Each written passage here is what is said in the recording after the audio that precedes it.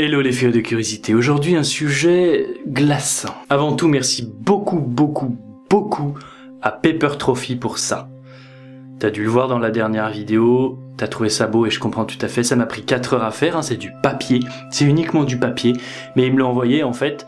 Leur petite campagne qui est très intéressante, je vais t'expliquer rapidement, c'est de se dire qu'au lieu de les chasser pour avoir de la déco, il faut les coller. Don't hunt them, glue them, avec un bel accent. Sur leur site, il y a des ours, il y a plein de bestioles qu'on peut trouver accrochées. Mais tu vois à l'intérieur comment c'est fait? Chaque numéro doit être collé à un autre numéro. C'était monstrueux, hein, 4 heures. Mais c'est magnifique, vraiment magnifique. Merci beaucoup, Paper Trophy. Le brinicle, ou doigt glacé de la mort, là comme ça le nom effectivement ça fait un petit peu froid dans le dos sans faire de jeu de mots, est un phénomène très rare à observer. La première fois qu'il a été filmé c'est en 2011, donc c'est te dire à quel point c'est rare. Alors voyons à quoi ça ressemble, comment c'est formé, et surtout pourquoi c'est si cruel.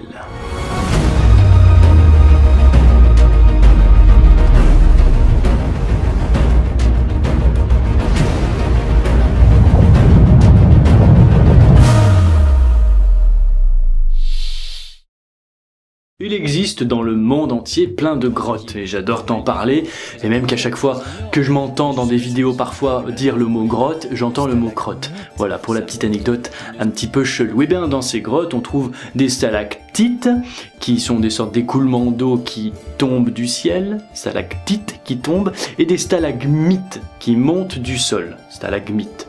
Et bien nous aujourd'hui on va se concentrer sur la stalactite, mais pas dans une caverne rocheuse, non.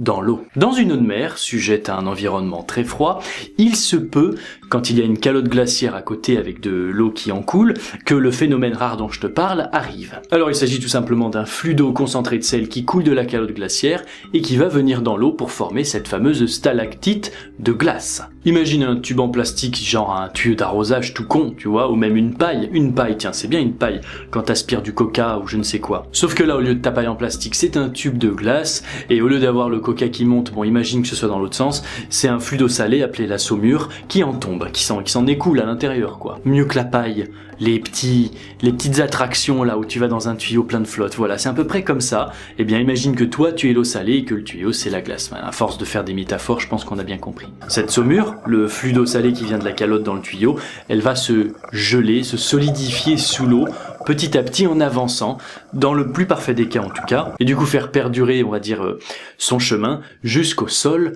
marin. Alors c'est un phénomène lent, très lent. Quand ça a été filmé, ça a duré 5 heures pour avoir une belle image accélérée que je te montre en fin d'épisode pour faire un petit côté dramatique au truc. Mais oui, c'est très lent, en plus d'être rare. Il faut quand même que l'eau de la mer soit vraiment moins salée que ce qui s'écoule de la calotte, parce que sinon ça ne marche pas. Alors en plus de cette différence de sel, il faut qu'il y ait très peu de courant. Très peu de courant. Alors même si le brinicle va devenir de plus en plus parfait en allant sur son chemin, il peut peut-être pas non plus descendre jusqu'à 30 mètres de profondeur. Hein. D'autant plus qu'il faut pas être scientifique pour se dire, et là ça me tilte à l'esprit, qu'au bout d'un moment quand même, c'est pas son propre poids qui va faire que il se pète.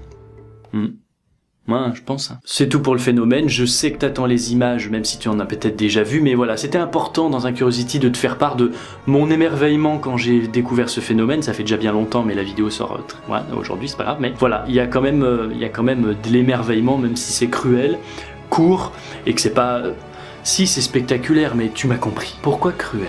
Parce qu'il est inévitable, quelle que soit l'espèce qui se trouve au point d'impact ou sur la traînée de glace, de survivre. Peut-être avais-tu oublié le titre de la vidéo, le doigt glacé de la mort. Alors permets-moi d'éteindre la lumière, je te dis à la prochaine, et voici, malheureusement en spectacle, le doigt glacé de la mort.